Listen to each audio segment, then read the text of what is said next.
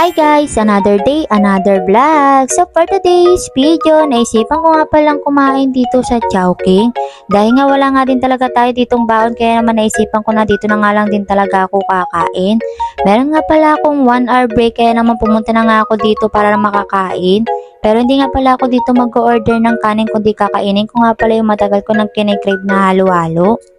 Medyo tinatamad nga din talaga ako magluto ng baon ko, kaya naman minsan hindi na ako nagbabaon kasi nga inaantok pa nga din talaga ang taong to. Madalas talaga ayaw ko na nga din talagang magbaon ng kanin dahil nga kapag nagbabaon ako ng kanin ay talaga naman nagbabasa kapag nilagay na nga din talaga sa baonan. Kapag basa nga din talaga yung kanin ko, hindi ko na nga din talaga yung kakainin dahil nga hindi ko nga din alam, pero hindi ko nga talaga bet kainin. Matagal na nga din talaga akong nagkikrave sa halo-halo na yan, kaya naman kumain na nga din talaga ako dito sa Chowking para naman makain ko na yung halo-halo na yan.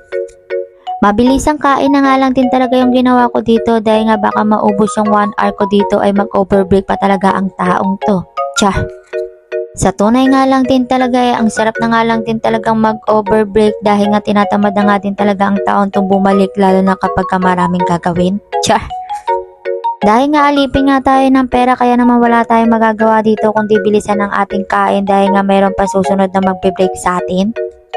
Nung bata nga pala ako gusto ko nga din talaga palagi pumupunta ng mall. Ngayon naman na tumanda ako pangarap ko na nga lang din talagang tumakas dahil nga sa sobrang daming gagawin.